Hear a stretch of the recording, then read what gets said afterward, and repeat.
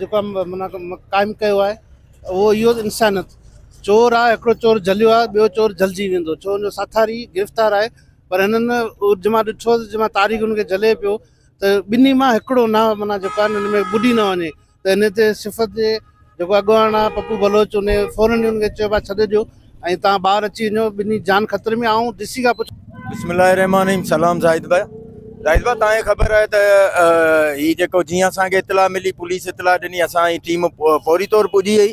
अॼु बि उहो ई साॻियो ई आहे, वसाइलनि जी कमी, हिकिड़ो त ऊंधाए हुई, रोशनी न हुई, ऐं ॿियो जेको तो असां जेसिताईं एमरजेंसी में दोस्त लथासीं, सेफ्टी जैकेट जिन दोस्तनि वटि हुआ उहे लथासीं, पर अॻियां हिनखे असां कवर बि अल्हम्दुलिल्लाह करे वरितो।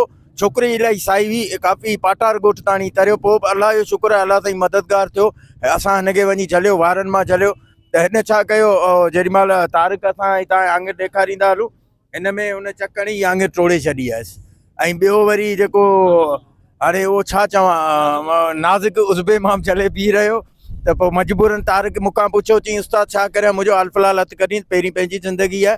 हाणे अॼु बि इहो ई आहे सुवाल, त ओॾी महिल असां वटि लाइटिंग वग़ैरह हुजे हा, या जेको तो असांखे पहिरीं फौरी तौर इतला ॾिनी वञे हा त कवर करे वठूं हा। बहरहाल पोइ बि अल्हम्दुलिल्लाह अलाह जो शुक्र आहे, हिकिड़ो हुननि जो मां झलिजी वियो आहे। बाक़ी हिकिड़ो आहे उहो हुन ॿिए जी पाणे निशानदेही थींदी, उहो बि कवर थी वेंदो हुयो इंशाअल्लाह। असीं पंहिंजे शहर खे पुरअमन रखण लाइ हर मुमकिन कोशिशि कंदासीं। पुलिस, शहरी सभु असीं गॾु आहियूं। अहिड़ो जेको क्राइम सां जेको बि इन्वॉल्व हूंदो उनखे हरगिज़ माफ़ न कंदासीं।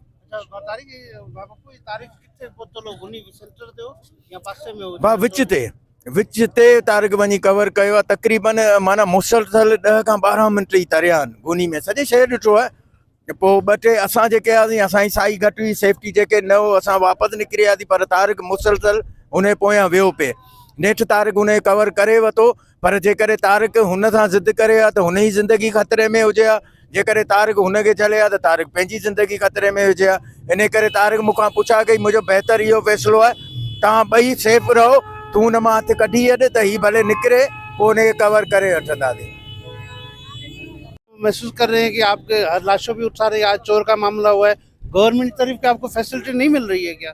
आज आपको चोटें भी लगी हैं, जख्मी भी हुए और इंसान की जानें भी आपने बचाई है।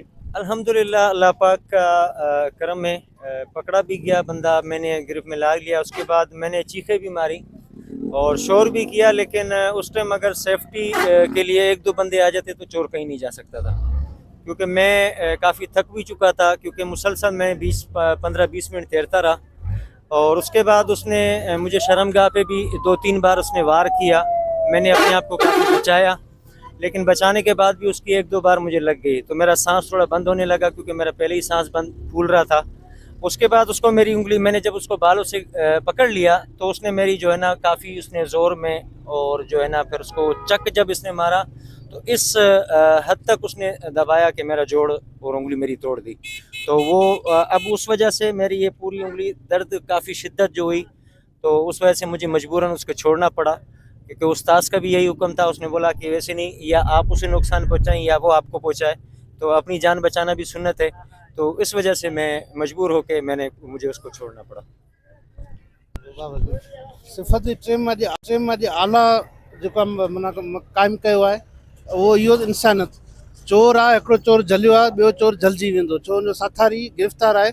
पर हिननि जंहिं महिल ॾिठो जंहिं महिल तारीख़ हुनखे झले पियो त ॿिन्ही मां हिकिड़ो न माना जेको आहे हिन में ॿुॾी न वञे। त हिन ते सिफ़त जे जेको अॻुवान आहे पप्पू बलोच उन फौरन ई हुनखे चयो छॾे ॾियो ऐं तव्हां ॿाहिरि अची वञो, ॿिन्ही जान ख़तरे में। ऐं डी सी खां पुछणु चाहियां थो, चूंडियल नुमाइंदनि खां पुछणु चाहियां थो, हेॾी वॾी रेस्क्यू टीम जिते पूरी सिंध में, पूरे पाकिस्तान में तव्हांखे कोन मिलंदी, जेका कमु करे रही आहे, जेका हर वक़्तु 24 कलाक असां जेॾी महिल बि ॾिठो हूंदो, कंहिं फ़ोन कई हूंदी, ग़रीब हुजे अमीर हुजे केरु बि हुजे, असांजे नाते हीअ टीम ओॾी महिल पहुचे थी ऐं गुसल जॉब करे थी। पर हिननि खे अञा ताईं उहे कोर्स फैसिलिटियूं कोन मिलियूं आहिनि, जीअं ऑक्सीजन हिननि खे मिले, जीअं हिनखे सेफ्टी मिले, सचू लाइटूं मिलनि, अहिड़ी का बि शइ हिननि खे कोन मिली आहे।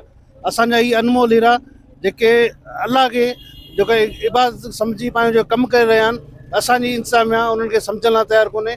असां वरी बि के ईमानदार ऑफिसर खे अपील कंदासीं, हिननि खे मुकमल सिक्योरिटी ॾिनी वञे, मुकमल फैसिलिटी ॾिनी वञे, जी को बि हिते वाक़ियो थिए मुल्क खान में इतफ़ाक़न को ॿुॾी मरे थो हिन गॾण में सवलाई थिए, या अहिड़े क़िस्म जा जेके चोर जे गुनी जो सहारो वठंदा उनखे जलण में हिनखे सवलाई थिए।